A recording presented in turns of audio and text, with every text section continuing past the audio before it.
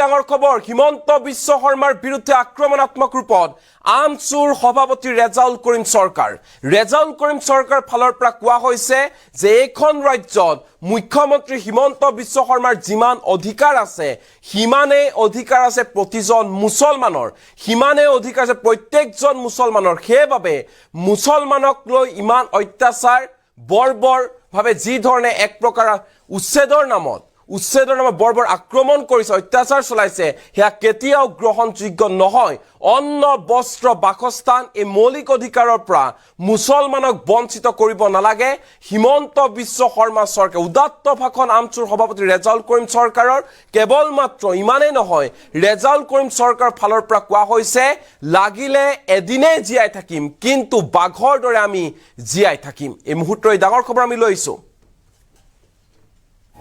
1971 চনৰ আগত অহা মুছলমানৰ গাত হাত দিলে সহ্য কৰা নহব ডাঙৰ মন্তব্য কৰিছে ৰেজাউল কৰিম চৰকাৰে মুখ্যমন্ত্ৰী হিমন্ত বিশ্ব শৰ্মাৰ বুকুত সাহস নাই হিমন্ত বিশ্ব শৰ্মাৰ বুকুত সাহস নাই মুছলমানক যদি ইমানে বেয়া পায় ইমানে যদি ঘৃণা কৰে তেনেহলে মুছলমানক মাৰি দিয়ক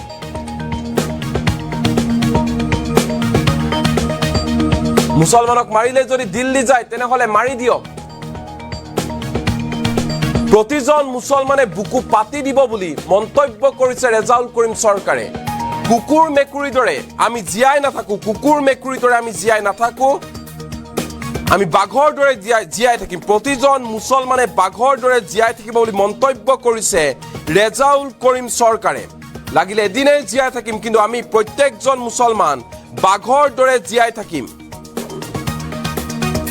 মানুহ হৈ অমানুহৰ দৰে কাম নকৰিব হিমন্ত বিশ্ব শৰ্মাই মানুহ হৈ আছে মানুহ হৈ থাকক অমানুহৰ দৰে কাম নকৰিব এটুপাল চকুপানীৰ হিচাপ আপোনালোকৰ গাত লাগিব সেই চকুপানী সকলোৰে গাত দগ্ধ কৰিব বুলি মন্তব্য কৰিছে ৰেজাউল কৰিম চৰকাৰে উচ্ছেদ কৰাৰ পূৰ্বে সংস্থাপন দিয়ক উচ্ছেদ কৰাৰ পূৰ্বে বেদখলকাৰীক সংস্থাপন দিয়াৰ দাবী জনাইছে ৰেজাউল কৰিম চৰকাৰে ফৰেষ্টত যদি মুছলমান থাকিব নোৱাৰে তেনেহলে বেলেগো থাকিব নোৱাৰে মুছলমানক অত্যাচাৰ কৰিলে সহ্য নকৰো মুছলমানক যদি অত্যাচাৰ কৰে তেনেহলে সহ্য নকৰো 10 বছৰৰ পিছত অসমৰ ৰাইজে বুজিব হিমন্ত চৰকাৰৰ ষড়যন্ত্ৰ 10 বছৰৰ পিছত অসমৰ ৰাইজে বুজিব হিমন্ত চৰকাৰৰ ষড়যন্ত্ৰ কেৱল মাত্ৰ গাদী ৰক্ষাৰ বাবে অসম বিক্ৰী কৰি গৈছে হিমন্ত বিশ্ব শৰ্মা চৰকাৰে এখন অসমত হিমন্ত বিশ্ব শৰ্মাৰ যিমান অধিকাৰ আছে হিমান প্ৰত্যেকজন মুছলমানৰ অধিকাৰ আছে আৰু থাকিব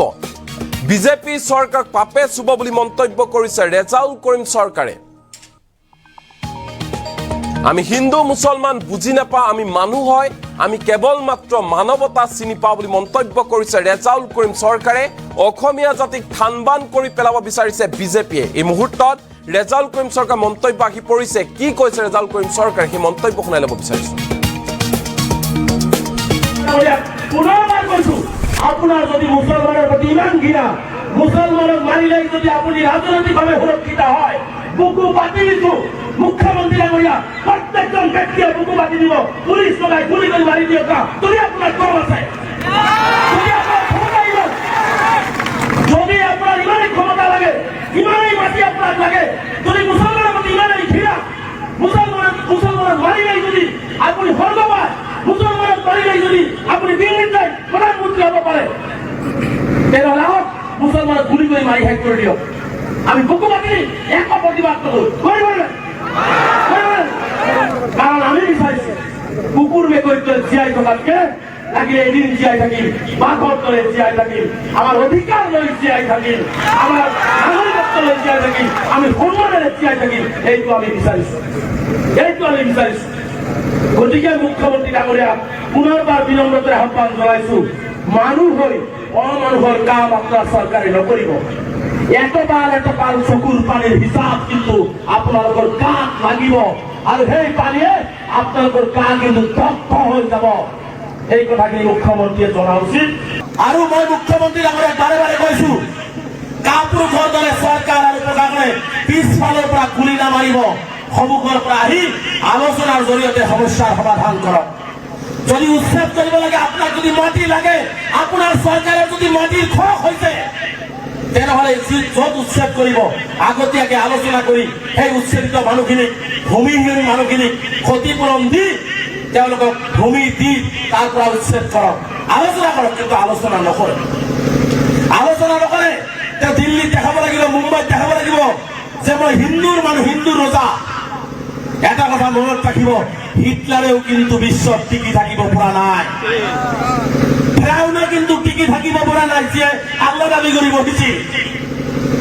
গতিকে আপুনিতো হিমন্ত বিশ্ব শৰ্মা ডাঙৰীয়া, আপুনিও কিন্তু মানুহক অন্যায় কৰি, মানুহক ঘৰ বাৰী ভাঙি দি, মানুহৰ মুখৰ খাপ কাঢ়ি লৈ, মানুহৰ বৃদ্ধা পিতৃ মাতৃক মৃত্যুৰ মুখলৈ ঠেলি দি আপুনিও আপোনাৰ চৰকাৰেও শান্তিত শুই থাকিব নোৱাৰিব, এইটো স্পষ্ট। সেইকাৰণে আজিৰ এই অৱস্থান ধৰ্মঘটক আমি কৈছো যে ভূমিহীন মানুহক ভূমি দিয়াৰ ব্যৱস্থা গ্ৰহণ কৰক, উচ্ছেদিতসকলক পুনৰ সংস্থাপনৰ ব্যৱহাৰ কৰক, আৰু য'ত উচ্ছেদ কৰিবলগীয়া আছে আলোচনাৰ জৰিয়তে সমস্যাৰ সমাধান কৰক।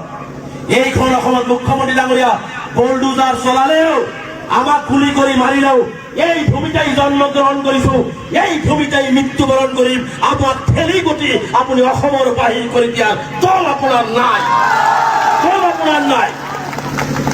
এইখন অসম আমাৰ, এইখন অসম আপোনাৰ যেনেকুৱা আমাৰো সেইখন অসম।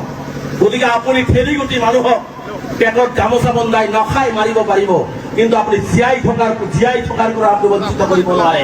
মানুহ জীয়াই থকাৰ মালিক হৈছে আল্লাহ। গতিকে আপুনি যদি ভাবিছে সংখ্যালঘুক বুলডোজাৰ লগাই পুলিচৰ গুলি দি মৃত্যু বৰণ কৰাই মানুহক বেঘৰ কৰি মানুহৰ মুখৰ ভাত কাঢ়ি সংখ্যালঘুক শেষ কৰি পেলাব, আপুনি সৰু গছত কোঠাও ভাবিছে। সংখ্যালঘুক যিমানেই অন্যায় কৰিব, সংখ্যালঘুসকলে মোৰ অসমকে পৰিশ্ৰম কৰি হলেও আমি আকৌ অসমৰ সন্তান হিচাপে অসমত জিলিকি উঠিম। 26ৰ নিৰ্বাচনী বৈতৰণি পাৰ কৰিবৰ কাৰণে অসমৰ মুখ্যমন্ত্ৰী ডাঙৰীয়াই আজি 70-80 বছৰীয়া বৃদ্ধাৰ চকুৰ পানী দি মাটিত পেলাইছে, আজি কণ কণ শিশুসকলৰ মুখৰ ভাত কাঢ়ি লৈছে। ইয়াৰ বিচাৰ কিন্তু এদিনাখন অসমৰ মাটিতেই হ'ব, এইটো আমি দেখিবলৈ পাম। অসমৰ ৰাইজেই কৰিব। লগতে নেদেখাজন ঈশ্বৰ গড আল্লাহ ভগৱান আছে, তেওঁ যি অন্যায় কৰি আছে ইয়াৰ বিচাৰো কিন্তু নেদেখাজনেই কৰিব, নেদেখাজনেই কৰিব। আমি উৎসৱ বিৰোধী নহয়।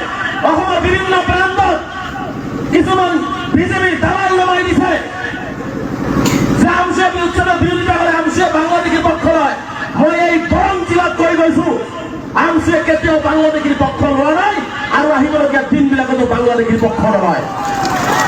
1971 চনৰ 25 মাৰ্চৰ পিছত কোনো মুছলমান বাংলাদেশী যদি আছে, হিমন্ত বিশ্ব শৰ্মা দেখুৱাই দিয়ক, বুকুত ধৰি বাংলাদেশ বৰ্ডাৰ পাৰ কৰি দায়িত্ব আমচুৱে ল'ব।